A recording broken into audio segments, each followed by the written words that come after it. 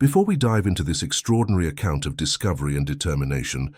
tell us in the comments which city you are listening from, so we can connect with our audience and share this incredible piece of hidden history with listeners across the nation. The story you are about to hear takes place during the final desperate months of World War II in Europe, when Allied forces pushed relentlessly across France and into Germany, uncovering the remnants of a collapsing empire that had tried to reshape the world through conquest and terror.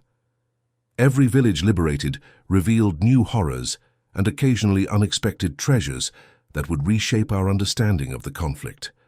It was March 1945 in the Rhineland, where American forces from the 9th Armored Division advanced through rugged terrain dotted with concrete fortifications that formed part of the Siegfried Line defensive network.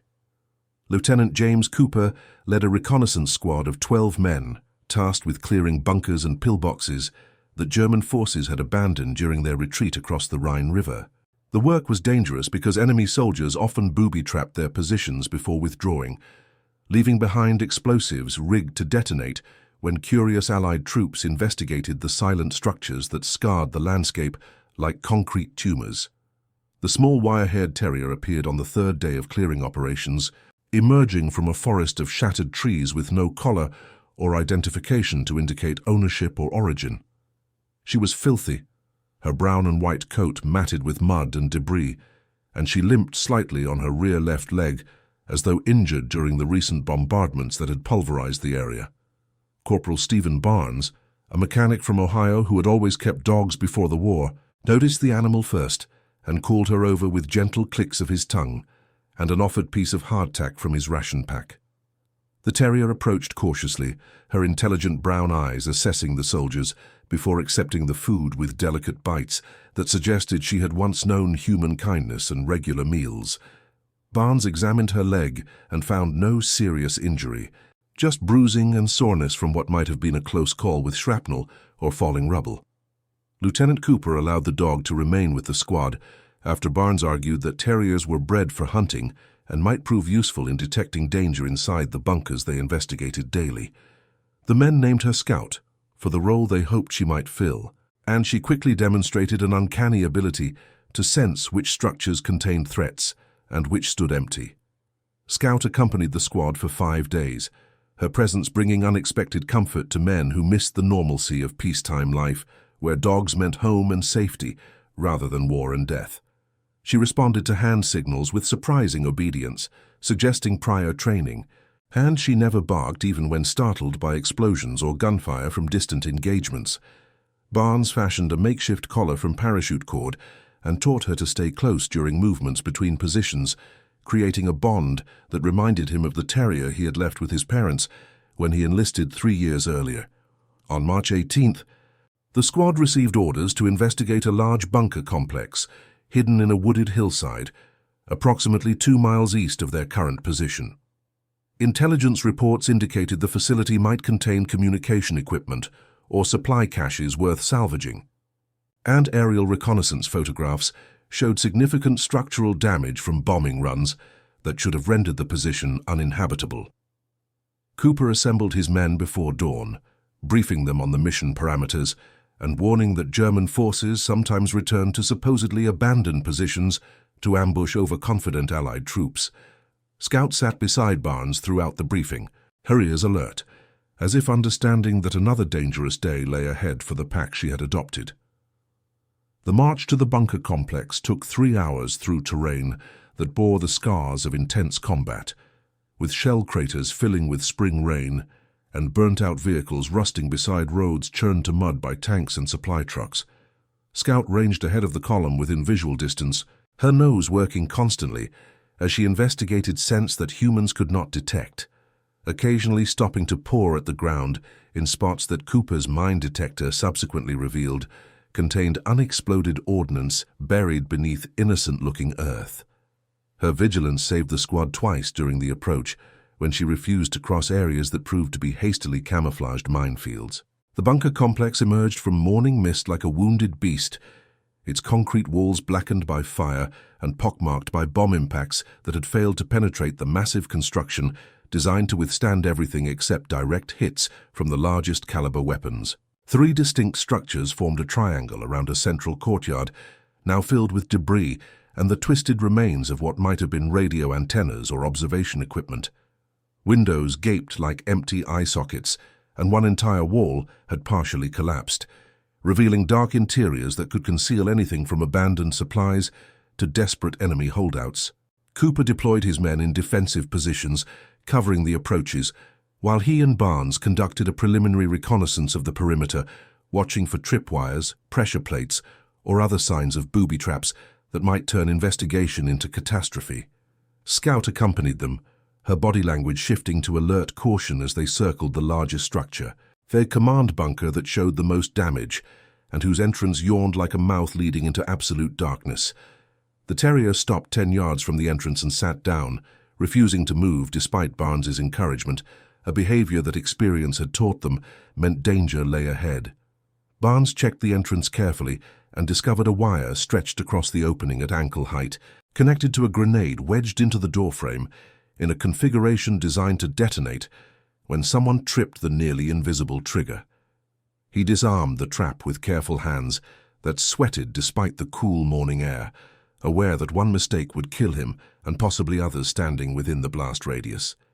Scout watched the process with focused attention, her stillness conveying approval when Barnes finally clipped the wire and removed the explosive threat. Cooper made a note to include the dog's warning in his after-action report, recognizing that her instincts had prevented casualties that would have devastated the small squad.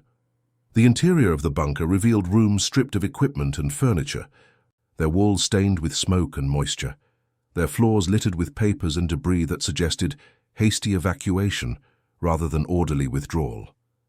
Cooper's squad moved through the structure room by room, their flashlights cutting tunnels through darkness that seemed to absorb light, finding nothing of intelligence value in the wreckage of German military administration. The men began to think the mission would yield no useful results until Scout suddenly broke away from Barnes and darted down a side corridor that led deeper into the hillside, her nails clicking on concrete as she ignored commands to return. Barnes and Cooper pursued the Terrier through a passage that narrowed until their shoulders nearly touched the walls, descending a staircase that led to a lower level not visible in the aerial photographs because it existed entirely underground. Their flashlights revealed a heavy steel door at the bottom, its surface pitted with rust but still intact, secured by a locking mechanism that appeared undamaged by the bombardment that had wrecked the upper levels. Scout sat before the door, pawing at the metal and whining softly in the first vocalization any soldier had heard her make. Her agitation suggesting something beyond the barrier demanded attention or investigation that only humans could provide. Cooper examined the door with professional interest, noting that its construction far exceeded normal standards for bunker entrances, and suggested the room beyond contained something valuable enough to warrant extraordinary security measures. The locking mechanism was German military standard, but showed modifications that indicated multiple layers of protection against unauthorized entry. Barnes tried the handle and found it locked, but closer inspection revealed that the explosion damage above had shifted the doorframe enough to compromise the seal, leaving a gap barely wide enough to admit a knife blade between door and frame. The squad's demolition specialist, Private Martinez from Texas, studied the situation and proposed using a small-shaped charge to blow the lock without damaging whatever lay inside. But Cooper hesitated because explosives in the confined space might trigger a collapse that would trap them underground. Scout continued her agitated behavior, alternating between pawing the door and looking back at the soldiers as if willing them to understand the urgency of whatever she sensed beyond the barrier. Barnes knelt beside her and noticed air flowing through the gap, carrying a scent that made the Terrier intensely focused in ways their previous bunker searches had never produced. After 30 minutes of careful work with pry bars and a portable jack borrowed from the squad's vehicle, the soldiers managed to lever the door open far enough for a man to squeeze through sideways. Cooper went first, his flashlight sweeping the space beyond to reveal a room approximately 20 feet square. Its walls lined with metal filing cabinets, and its center dominated by a large table covered with documents held down by paperweights against air currents that had somehow penetrated this deep sanctuary. Scout slipped through the gap immediately after Cooper, ignoring Barnes's command to wait, and went directly to the far corner where a smaller door stood closed. The room contained no booby traps or weapons, just thousands of pages of documents bearing official stamps and signatures that Cooper could not read but recognized as potentially valuable intelligence that might reveal German military secrets, scientific research, or administrative records documenting crimes that would matter during the war, tribunals everyone knew must come after victory. He called for Barnes to bring the rest of the squad down to begin cataloguing and packing everything for transport to intelligence officers who could translate and assess the material properly. Scout remained fixated on the corner door, scratching at its base and whining with increasing insistence. Barnes opened the second door carefully, finding stairs that descended even deeper into the earth, carved from living rock rather than constructed from concrete, suggesting this level predated the bunker built above it. The air rising from below carried a mineral smell mixed with something else, something organic and old, that made the Terrier eager to descend, despite the profound darkness that swallowed their flashlight beams after only a dozen yards. Cooper made the decision to investigate, reasoning that anything hidden this deep must hold significance beyond ordinary military secrets, and led 4 men, including Barnes and Scout, downstairs worn smooth by decades or perhaps centuries of use. The passage opened into a natural cave system that the Germans had adapted for storage, installing electric lights that no longer functioned and wooden shelving that lined the walls in neat rows. Scout raced ahead into the darkness, and Barnes followed her barking echoes deeper into the cavern complex until his flashlight revealed what the Terrier had discovered. Wooden crates stacked floor to ceiling filled a chamber the size of a cathedral, each box marked with symbols and inventory numbers that meant nothing to American soldiers, but whose sheer quantity suggested something far more significant than military supplies or equipment. Cooper ordered his men to open one of the crates carefully, and when the lid came off, the flashlight beams revealed contents that made every man catch his breath in wonder. The crate contained paintings, each canvas carefully wrapped in protective cloth and packed with material designed to prevent damage during transport or storage. Barnes lifted one out with trembling hands and unwrapped it to reveal a portrait of a woman in Renaissance clothing, her face rendered with such skill that she seemed to gaze at the soldiers across centuries with knowing eyes. Cooper recognized immediately that they had stumbled upon art rather than weapons, though he lacked the expertise to judge whether these works held value beyond the aesthetic. Scout sat beside the open crate, her mission apparently complete now that humans had discovered what she had sensed through the sealed door. Martinez opened additional crates, while Cooper sent a runner to battalion headquarters with urgent request for officers and specialists who could assess what they had found. Each box revealed more artwork spanning centuries and styles, including sculptures wrapped in straw, religious artifacts of gold and silver, manuscripts bound in leather and illuminated with colors still vibrant despite unknown age, and jewelry that caught flashlight beams and threw rainbow sparkles across cave walls that had hidden these treasures from Allied bombs and German defeat. The soldiers handled each piece with reverent care, understanding without expertise that they stood in the presence of irreplaceable cultural heritage. The investigation revealed over 400 crates filling multiple chambers of the cave system, representing what intelligence officers would later determine was one of the largest Nazi art repositories discovered during the entire war.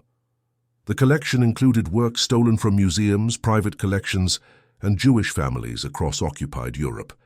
gathered by officials who claimed to preserve culture while actually hoarding plunder for personal gain or bargaining chips for futures they would never see. Some pieces were masterworks known to scholars who had mourned their loss to Nazi looting, while others were previously uncatalogued treasures whose disappearance had gone unrecorded in the chaos of conquest. Cooper's discovery triggered an immediate response from higher command, as specialists from the Monuments, Fine Arts and Archives program arrived within hours to begin the massive task of cataloguing, protecting, and eventually repatriating the stolen artwork to rightful owners or countries of origin. The cave became a secured site with armed guards posted around the clock, while experts worked in shifts to document each piece and trace its provenance through records that the Germans had meticulously maintained even as their empire collapsed. Scout remained at the site with Barnes, her role in the discovery earning her special status and regular meals that were notably better than standard military dog rations. The investigation of documents from the upper bunker revealed that Nazi officials had planned to destroy the art collection if defeat became inevitable, preferring to deny Allied forces the propaganda victory of recovery rather than allow masterworks to survive the regime that had stolen them. The bombing that damaged the bunker had killed the SS officer responsible for the repository before he could execute those orders, and the hasty German retreat had left no time for subordinates to return and complete the destruction. Scout's refusal to leave the bunker and her insistence on investigating the sealed door had prevented the treasures from remaining hidden, possibly for decades or longer, until time or accident revealed what war had concealed. What would you do if you discovered something that could change history, but doing so might risk your life or the lives of those you served with? Tell us in the comments how you would handle finding yourself between duty and discovery, because the choices made in moments like these define not just individual character, but the legacy we leave for future generations who will judge our actions by standards we cannot anticipate. Cooper faced exactly this dilemma when he realized the art collection's value might tempt men to pocket pieces for personal profit despite regulations and honor that demanded otherwise, and his decision to secure the site immediately and report everything through proper channels ensured that nearly all 400 crates eventually reached their intended destinations. The recovery operation expanded over the following weeks as engineers constructed a road allowing trucks to access the cave entrance, and specially trained handlers packed the artwork for transport to collection points where experts could examine each piece under proper conditions. Scout became a minor celebrity among the growing number of personnel assigned to the site, with soldiers from various units visiting specifically to see the small terrier, who had uncovered one of the war's most significant cultural discoveries. Barnes maintained careful watch over her, aware that fame could prove dangerous for an animal whose value now extended beyond companionship into the realm of symbol and propaganda.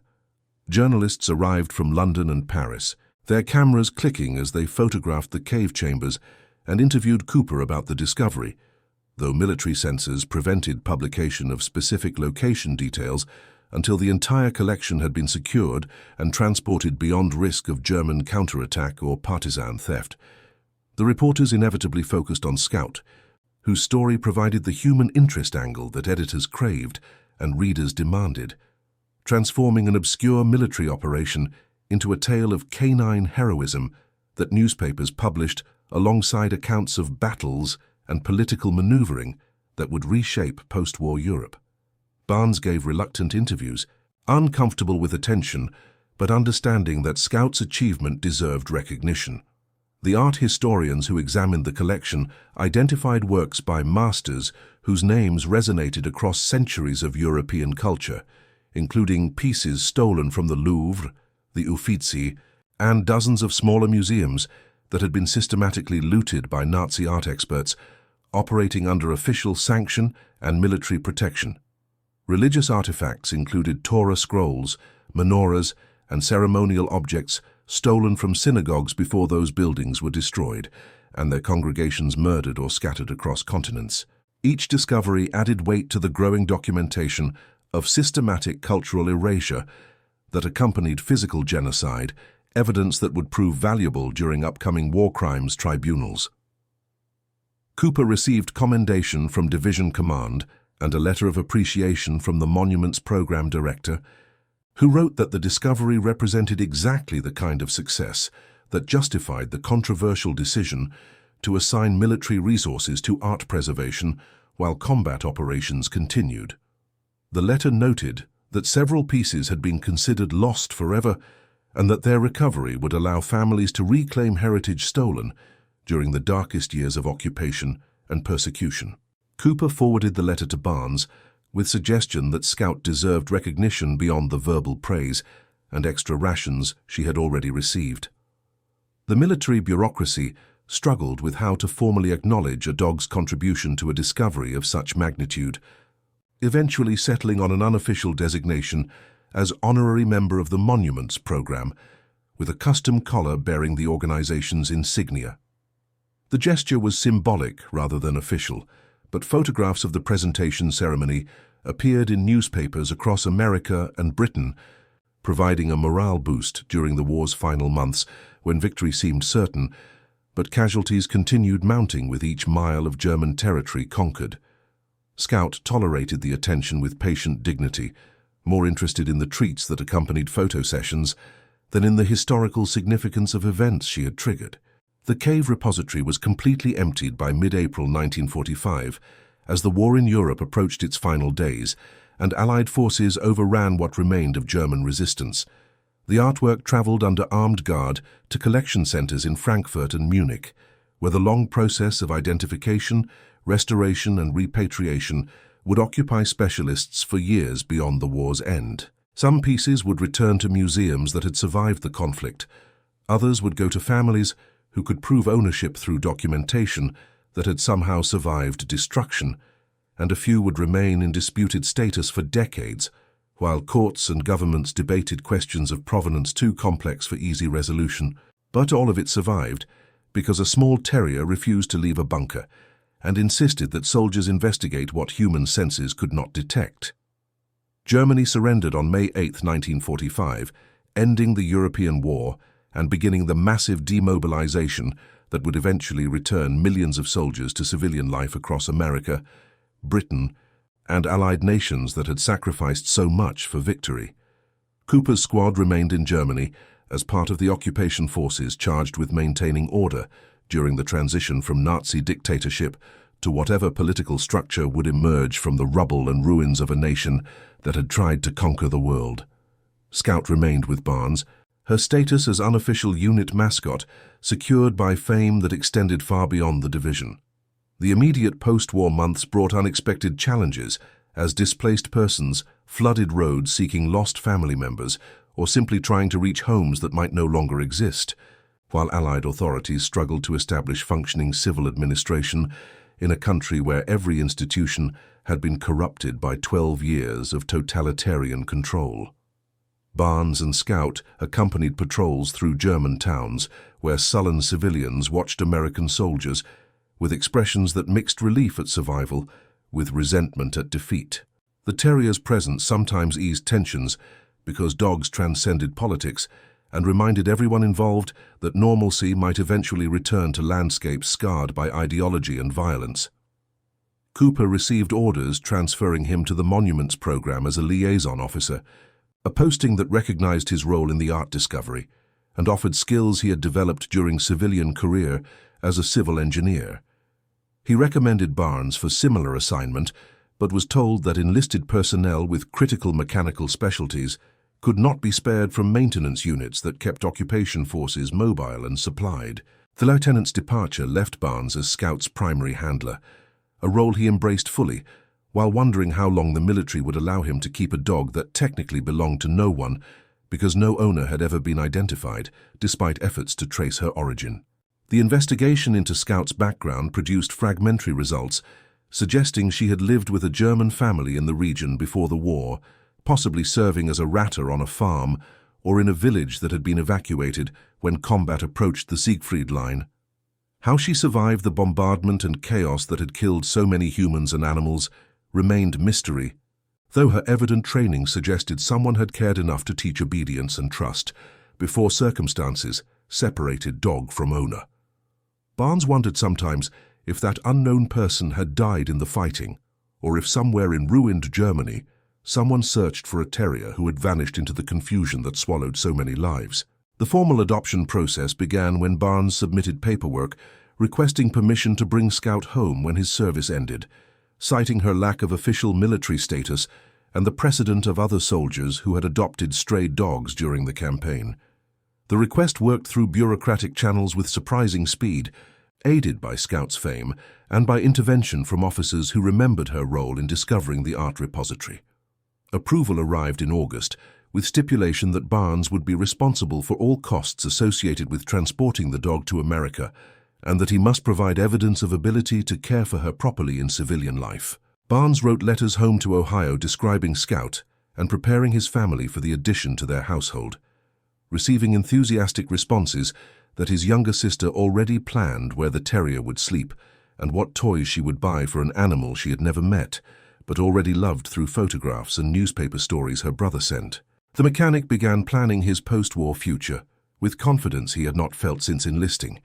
knowing that Scout would be there to help him readjust to a world without combat and death, a world where small dogs chased rats in barns rather than leading soldiers to discoveries that would be studied by historians for generations to come. The war had taken much from Barnes, including friends who would never see home again, but it had given him this unexpected companion whose courage and determination reminded him why the fighting had mattered and what values were worth defending even at terrible cost. The journey home began in December 1945 when Barnes received his discharge orders and boarded a transport ship at Bremerhaven, joining thousands of soldiers making the Atlantic crossing that marked the final step of their military service. Scout traveled in a specially constructed kennel that Barnes had built from scrap lumber, her documents stamped with approvals from military veterinarians who certified her health,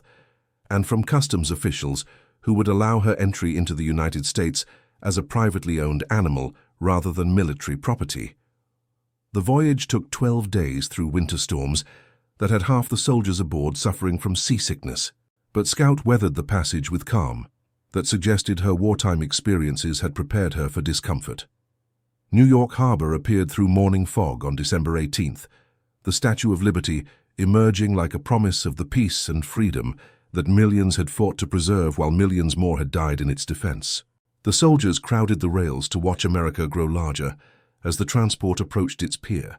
their faces showing emotions that ranged from joy to apprehension as they contemplated reunion with families and communities that had changed during years of separation, just as the soldiers themselves had been transformed by experiences that could never be fully explained to those who had not shared them. Barnes held Scout and pointed toward the city, telling her this was home now, though he knew she understood nothing except that he was there, and that was enough. The processing through demobilization centers took 3 days, during which Barnes remained constantly vigilant that Scout not be separated from him by bureaucratic error or regulation he had not anticipated. He carried her veterinary records, adoption paperwork, and copies of newspaper articles about the art repository discovery,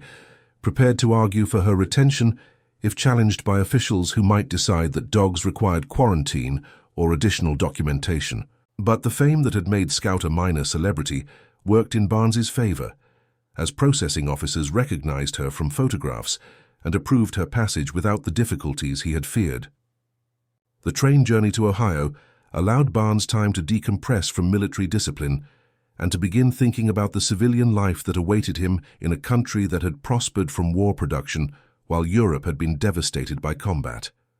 Scout slept through most of the journey, curled on the seat beside him, occasionally waking to watch the landscape roll past windows that framed farmland buried under December snow. Other passengers recognized the dog from news stories and stopped to ask questions that Barnes answered with patience, born from months of repetition, telling again how Scout had refused to leave the bunker and how her persistence had revealed treasures that now returned to rightful owners across liberated Europe. Home was a farm outside Columbus, where his parents and sister waited on the porch, despite cold that turned their breath to steam, their faces lighting with relief and joy as Barnes climbed down from his father's truck with Scout tucked under one arm. The reunion was everything he had imagined during long nights in Germany when sleep would not come, and memories of combat replayed in endless loops behind closed eyes. His mother cried, and his father gripped his shoulder with hands strong from decades of farm work, while his sister immediately claimed Scout and declared her the finest dog she had ever seen, despite having known her for less than a minute.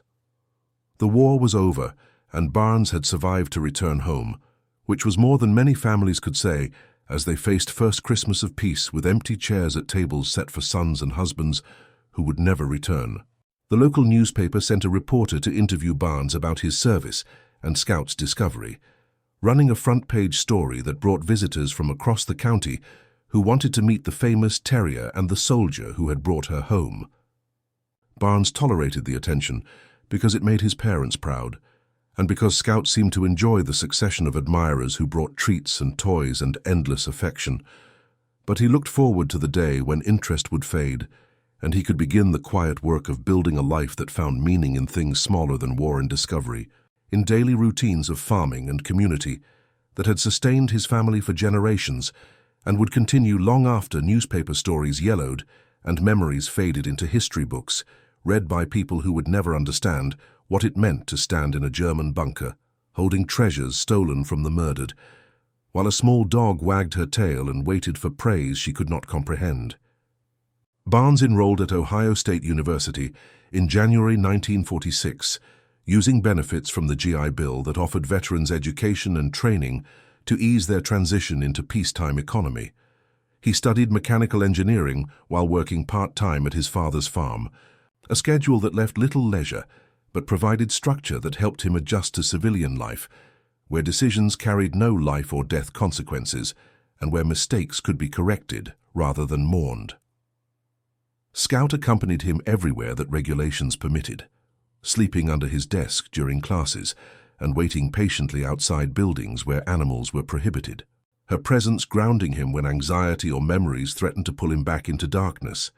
The nightmares came irregularly, triggered by sounds or smells, or simply by the random firing of neurons that replayed combat and death in vivid detail that left Barnes sweating and disoriented when he woke. Scout learned to detect the early signs of distress and would paw at him or lick his face until consciousness returned, her intervention preventing the full descent into panic that had hospitalized some veterans whose psychological wounds proved more debilitating than physical injuries. Barnes never spoke of this to his family or to the university counselors who offered services he was too proud or too stubborn to accept,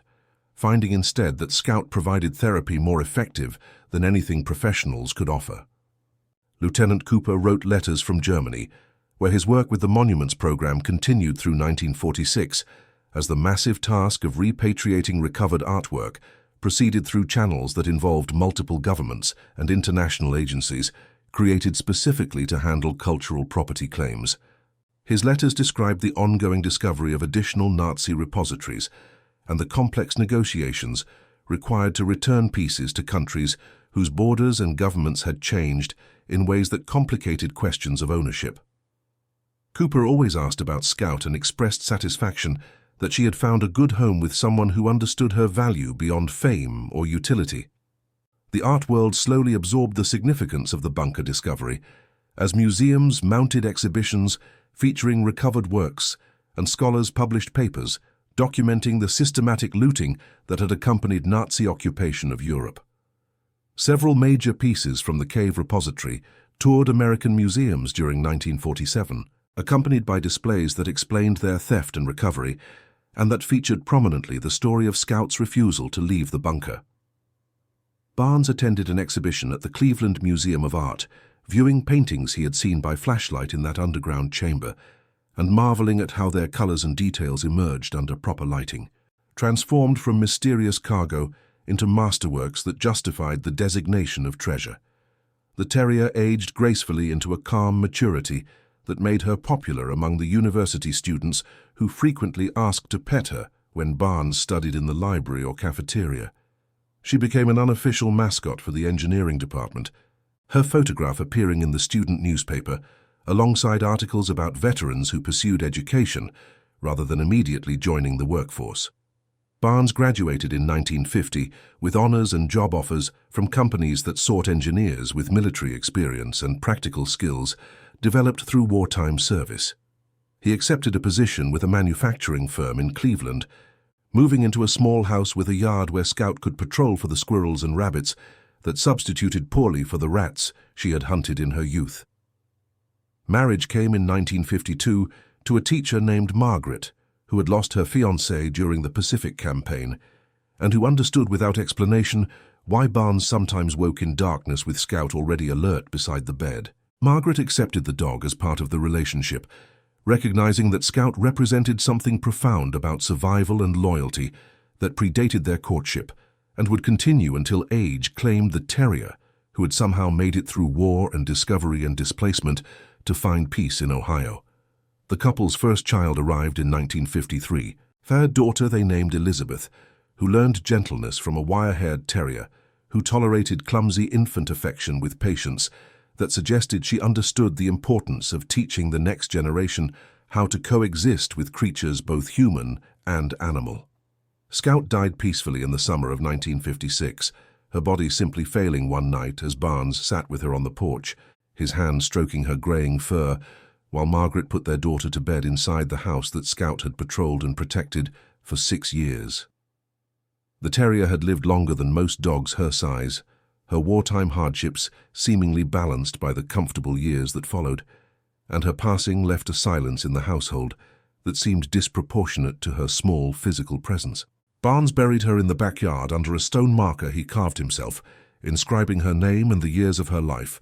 and a simple phrase that read, "She showed us what mattered." The grief surprised Barnes with its intensity, bringing tears he had not shed for human friends lost during the war, and emotions he had suppressed for over a decade, because soldiers were expected to endure without complaint and to move forward without dwelling on what could not be changed. Margaret understood that he mourned not just a dog, but everything Scout represented about survival and purpose, and the possibility of finding meaning in a world that had shown him its capacity for both beauty and horror. She gave him space to work through the loss, while ensuring he knew he was not alone in feeling that something irreplaceable had vanished from their lives.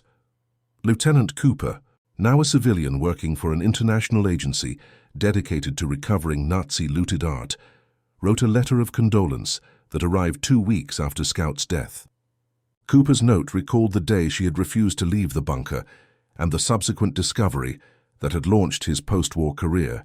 and that had resulted in dozens of masterworks returning to rightful owners or to museums that displayed them with explanatory labels acknowledging their theft and recovery.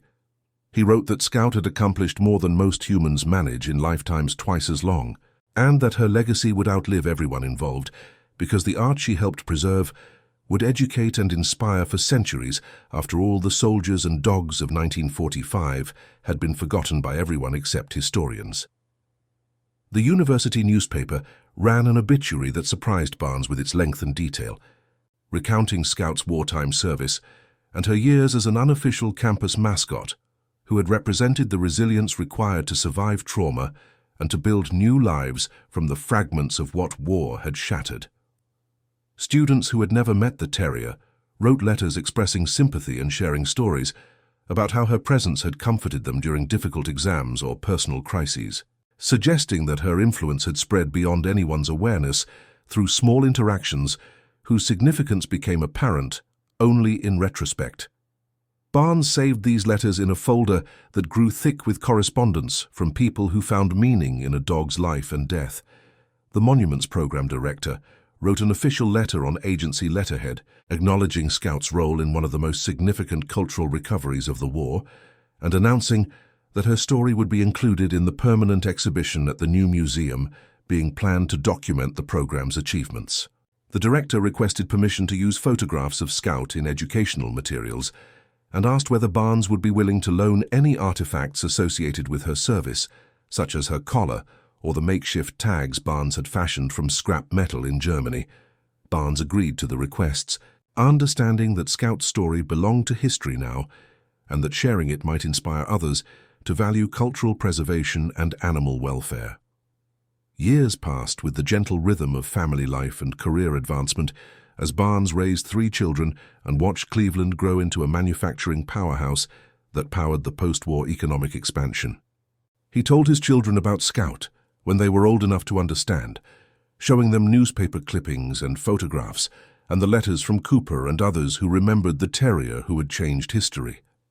His oldest daughter, Elizabeth, developed a passion for art history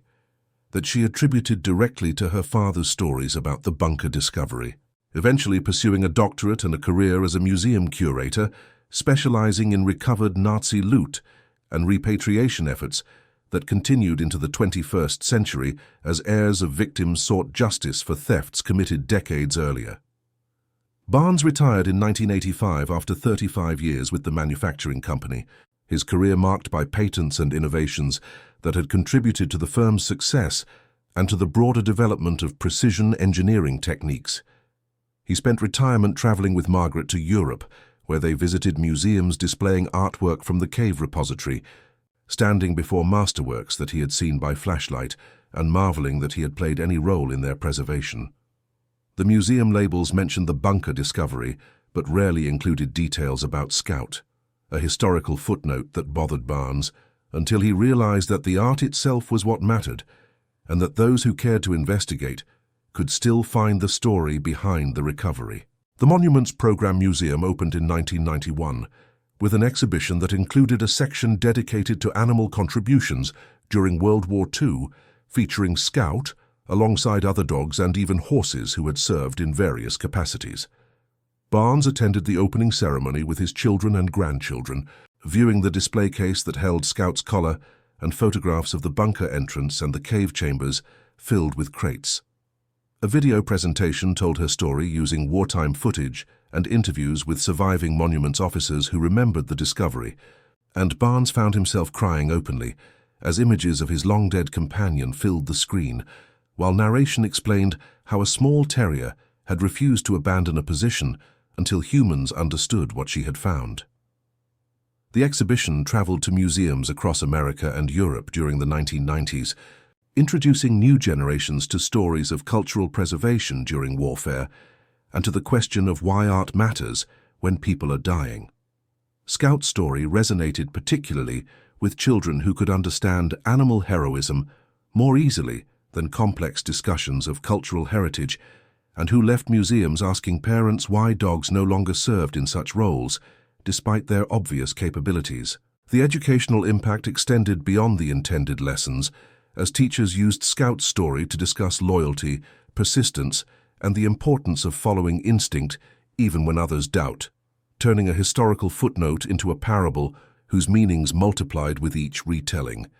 Barnes lived until 2003, dying at age 81 with his family present and his memories largely intact, despite the normal cognitive decline of extreme age. His obituary mentioned his military service and his engineering career, but emphasized his connection to Scout and the bunker discovery,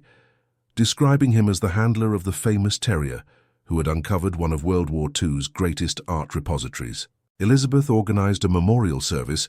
that included speakers from the Monuments Program successor agency and from museums that had received pieces from the cave recovery, all of them acknowledging that Barnes had played his part in history and had done so with humility and grace that honored the values he had fought to defend. The story continued beyond Barnes's death, as historians produced books and documentaries about Nazi looting and Allied recovery efforts, with Scout appearing in each retelling as symbol of unexpected heroism and proof that courage manifests in countless forms. A children's book published in 2010 introduced her story to elementary school readers, and an animated film followed in 2015, taking significant creative liberties but preserving the essential narrative of persistence and discovery. The real Scout would not have recognized herself in these portrayals, being simply a dog who followed interesting scents and refused to abandon positions before investigation satisfied her canine curiosity. But the symbolic Scout who emerged through decades of retelling served purposes that transcended historical accuracy. Elizabeth Barnes donated her father's papers to the National Archives in 2018, ensuring that letters, photographs, and documents associated with Scout and the bunker discovery would remain available for future researchers investigating the Monuments Program and the broader questions of cultural preservation during conflict. The collection includes correspondence with Cooper and other veterans, newspaper clippings spanning 50 years, and the handwritten journal Barnes kept during his military service, its pages documenting daily routines and combat, and the arrival of a small terrier who somehow survived chaos to lead soldiers to treasures hidden underground. These materials ensure that Scout's story will continue as long as historians study World War II, and as long as people wonder about the bonds between humans and animals, and about what matters enough to preserve when everything else falls apart. A small, wire-haired terrier refused to leave a destroyed bunker in March 1945, and because of that refusal, masterworks returned to light, and a lesson about persistence echoed forward through time to remind us that heroes wear many forms, and that the smallest voices sometimes speak the loudest truths when we have wisdom enough to listen.